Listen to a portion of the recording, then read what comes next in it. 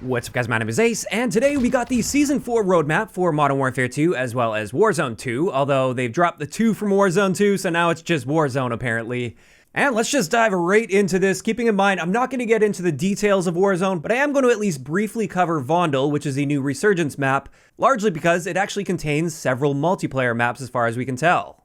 So with this, Vondel is larger than Ashika Island, but much smaller than Al Mazrah, and we get a little bit of an overhead look at the map right here. And it looks like it's pretty clearly divided into different sectors because of the canals that run between each of these different sectors. They also mentioned with this map there's going to be a dynamic fog event, there's also going to be water taxis in the canals that you can use, and that's basically all the depth that I wanted to cover with that because I simply have zero interest in anything Warzone related, and my only real interest in Vondel is the fact that some of the multiplayer maps are actually contained within Vondel. And the first map that we're going to be getting with the launch of Season 4 is Kunstenaar District. Hopefully I didn't butcher the pronunciation of that too much. But with this map, it's located west of the museum, and based on this one image that we got here, it's pretty clear that it's actually this particular section of the Vondel map. And with it, they describe it as a classic 3-lane design, and they also mention there is going to be a swimmable area on the 6v6 version of this map in the canal alongside it. So it looks like you can flank in the water. And I do think that's nice to see. So far, we really haven't seen much swimming incorporated into Modern Warfare 2,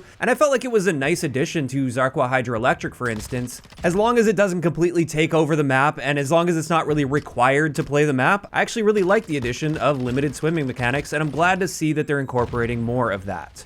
As for the next map that was announced with this is actually a remade map from COD 4. This is Showdown, and I'm honestly surprised it's taken them this long to remaster Showdown. I feel like this is going to go over quite well with the community because, especially in recent years, the community really seems to gravitate toward these smaller maps, and Showdown is quite a small map. Obviously not shipment small, but it is pretty small. And I'm definitely looking forward to seeing how this plays with Modern Warfare 2. And when it comes to 6v6 maps, those are the 2 that we're getting at launch, although we're also going to be seeing one for the mid-season update, so they've actually kept up with a pretty good trend here of 3 6v6 maps per season. Initially, I only saw 2 on the roadmap, and I wasn't too happy until I actually read the blog post. The mid-season 6v6 map is actually going to be another area from Vondel, and this is Vondel Waterfront. And as far as we can tell from the one image that we got of this waterfront area, it looks like it's going to be toward the southwest part of the map right down here, and it looks like it's probably going to be a fairly small map as well, just judging by this overhead view. And that wraps it up for our 6v6 map content. Overall, I'm content with this amount of content. I wouldn't say I'm blown away happy or anything, but I'm definitely content with getting 3 maps. I'm glad that they've kept that and they haven't been dropping back to just 2 6v6 maps per season. After that, we're going to be seeing 2 new gunfight maps with the launch of the season. The first one is Mercado, which appears to be a little section from inside the Mercado battle map. And then we're also going to be seeing Penthouse, which looks to be inspired by the Chicago area of the campaign. And we're also going to be seeing 2 battle maps with Season 4.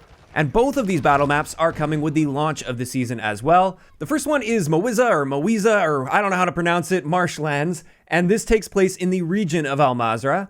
And we also have Akhtar Village, which is also coming from Al Mazrah. So at least map content-wise, this is actually looking like a pretty decent season for the multiplayer side of things. Now on top of that, they announced 2 new modes that are coming. We have 12v12 Search and Destroy and 12v12 Prisoner Rescue. I'm personally not interested in either of those at all, but those are the 2 modes they announced. Next, we have our new operators, which is Nikto as well as Ana Vega. And now let's get into the new weapons that are coming to the game. The first one that's coming at launch in the free version of the Battle Pass is the Tempest Razorback, which appears to be at least loosely based on the Springfield Hellion. And like I said, this is going to be in the assault rifle category, and they just describe it as having an impressive damage profile and a rapid rate of fire, and that it's going to be a jack-of-all-trades sort of a weapon. Additionally, we have a new SMG coming, which is the ISO 45, and ISO in this game is code for B&T in real life, so this is based on the B&T APC 45. And again, this will be at launch for Season 4 within the free version of the Battle Pass, and it will likely be in the same platform as the ISO Hemlock. And with this, they describe it as a heavy hitter with a decent fire rate for short to mid-range engagements.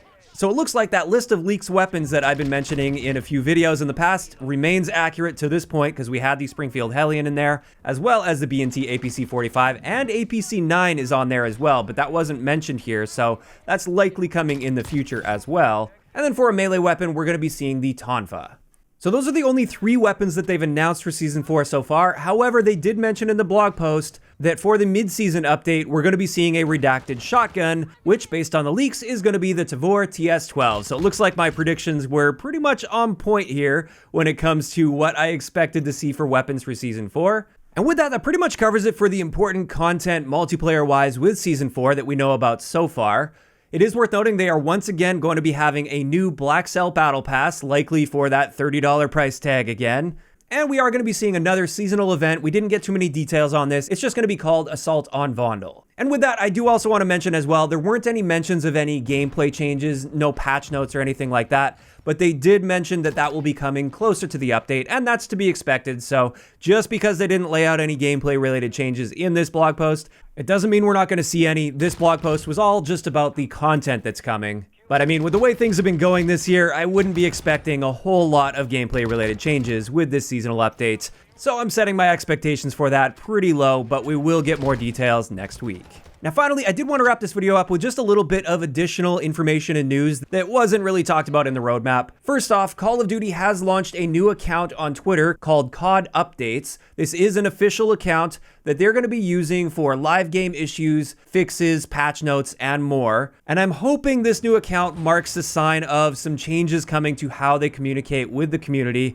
I'm hoping this is a reaction to how bad things have been getting in the community lately regarding that lack of proper communication. So I'll definitely be monitoring this. Of course, actions speak louder than words, so we'll have to see if this actually does improve the communication at all. But I wanted to let you guys know that this official account is now active. I will leave a link to that down below, as well as my Twitter. If you guys aren't following me there, then you should definitely do that.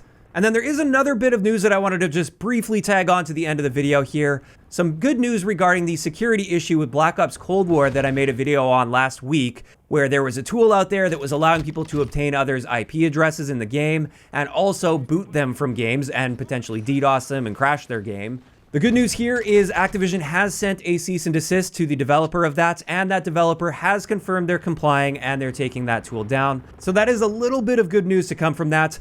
However, I do want to be clear here, even though that tool is shutting down, to my knowledge, the vulnerabilities in the game that allowed for that tool to do what it did still exist in the game, and therefore it's possible and even likely that new tools will just pop up and take that tool's place. So be aware of that. While it might be slightly more safe to play Black Ops Cold War now compared to yesterday, the vulnerabilities still do exist, and therefore if you do want to play it extra safe, you should probably still stay off Cold War. And another thing regarding this, that new Twitter account that I just talked about, they actually acknowledged this issue as their first tweet, so that's good. We've got some acknowledgement from the developers. In this tweet, they said, "We're aware of recent reports regarding exploits on Black Ops Cold War that impacts a small population of players across all platforms. Investigations with partners began last week and are ongoing." So it looks like they're at least in the process of investigating and hopefully patching those vulnerabilities. I'll keep you guys updated as more news comes out.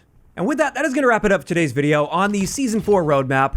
And I've got to say, at least content-wise, it's looking like a pretty solid update. As a multiplayer player, I'm not disappointed in this level of content that we're getting here. Obviously, I'm still going to wait to see what kind of gameplay-related changes we can end up seeing, because at the end of the day, fixes and improvements to gameplay are far more important to content to me. But if we're just honing in on the content side of things, I'm actually pretty happy with what I'm seeing here. Now, of course, those are just my thoughts, and I'd love to hear what you guys are thinking about the Season 4 roadmap in those comments down below. If you enjoyed the video, a like rating is always appreciated, and don't forget to subscribe for more if you haven't already. I'll talk to you guys next time.